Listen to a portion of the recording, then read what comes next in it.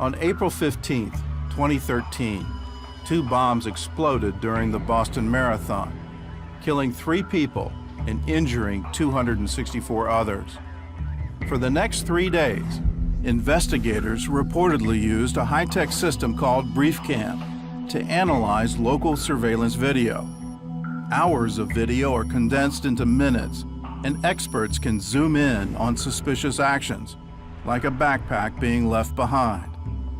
BriefCam's video synopsis was instrumental in identifying the 2 bombers, and the technology was made in Israel. Technology is going to change all of our lives. It already has, and what's coming down the pike is going to be even more intense. Israel has often been called the startup nation. And while Jerusalem may be the spiritual heart of the country, Tel Aviv is the center of its startup success. Just a century ago, this thriving city was little more than a series of sand dunes. Today, it's been voted the second best high-tech center in the world, just after Silicon Valley. Israel was recently ranked the 4th most innovative nation in the world, from the iPhone to the PlayStation.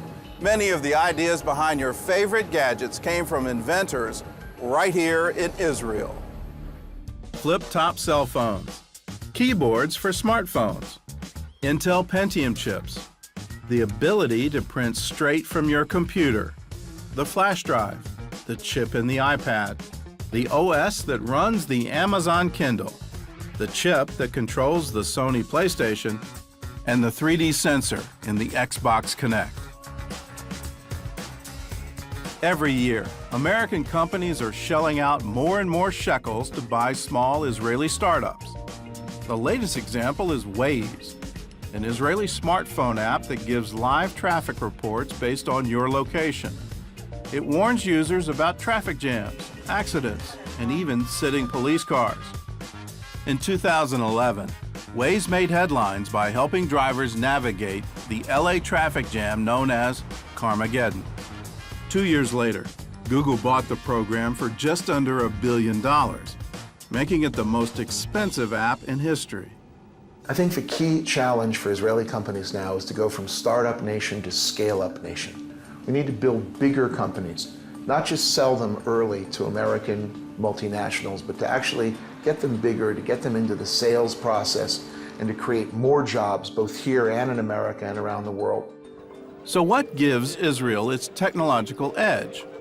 We asked some of the country's most prominent business leaders, and the answer is, there's no single answer. Chutzpah is perhaps the most definitive Jewish word. Very, very hard to translate. Gall, unrelenting daring, this ability to try to do something which nobody else has done before, to say something which is a little bit out of place, to be in someone's face.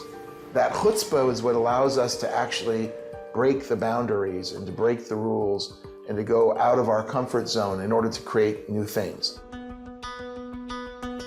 There's a joke about what is the Jewish answer? It's a question, right? In other words, Jews will answer a question with a question.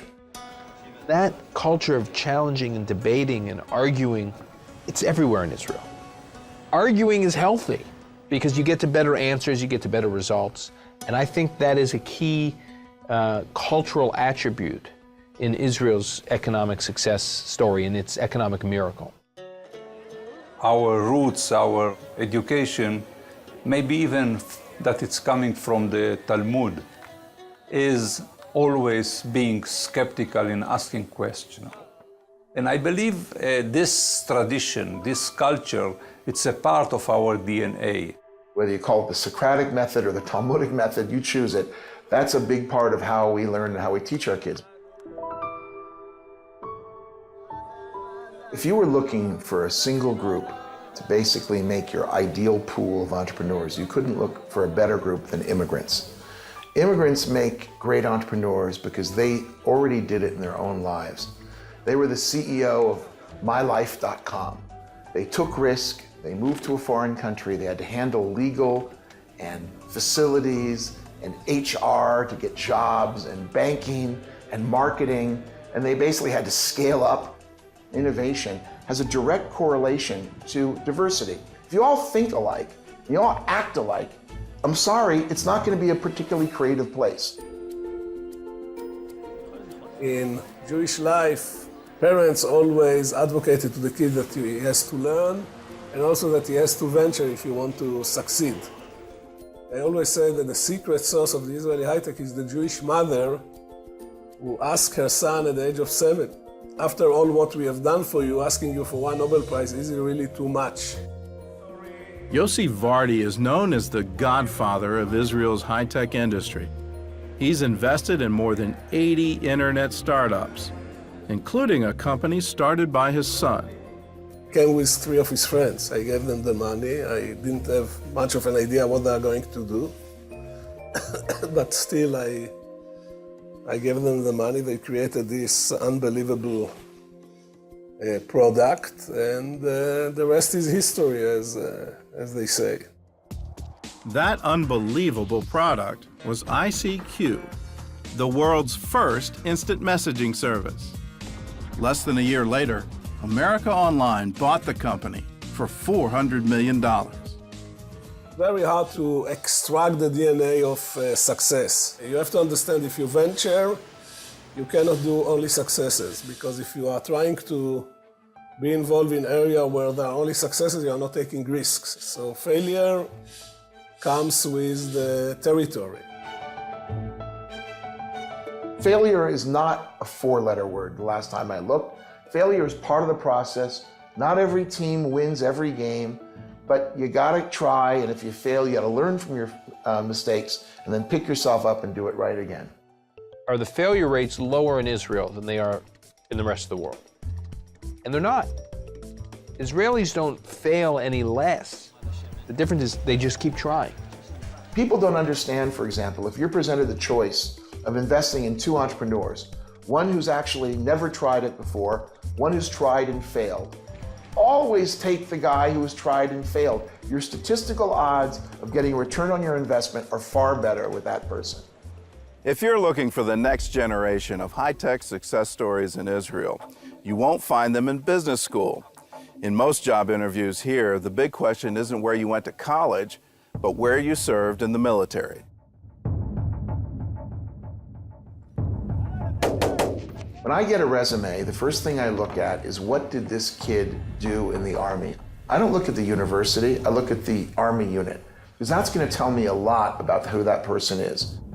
In Israel, almost every single Israeli serves in the military. Almost every single Israeli is put through this training in how to lead, how to manage, how to make very difficult decisions with very little information under enormous pressure.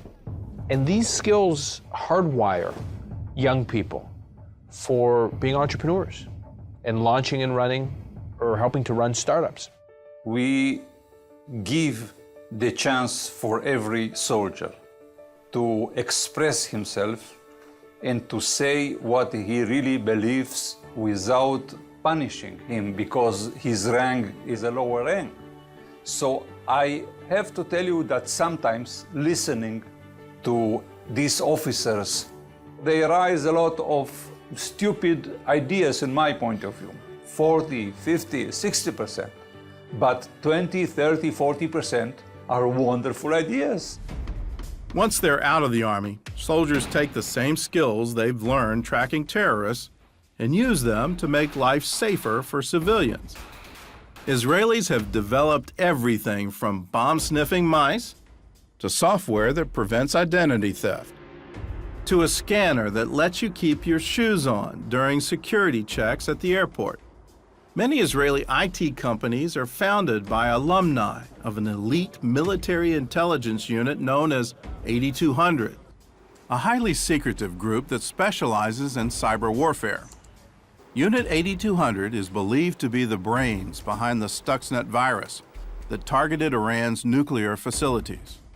In my company, in the R&D team, 80% of the engineers are coming from Unit 8200.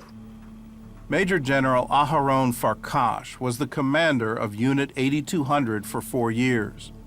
And when he retired from the Army, He used that experience to help design a security system known as SafeRise, a virtual doorman that uses both voice and facial recognition to protect offices and apartment buildings. Welcome to FST. Israelis are proud to say that many of their high-tech ideas come from their experience in the Army, an idea some say could also benefit American companies. American businesses have a lot to learn with how Israel has integrated their military people when they're coming out of the military into the economy. It's really got to be part, I think, of everybody's culture. And certainly the heroes who are coming back in America from Iraq and from Afghanistan, they need to be the first guys to get the jobs because they have actually taken leadership and led, and they're the kind of people who you want to hire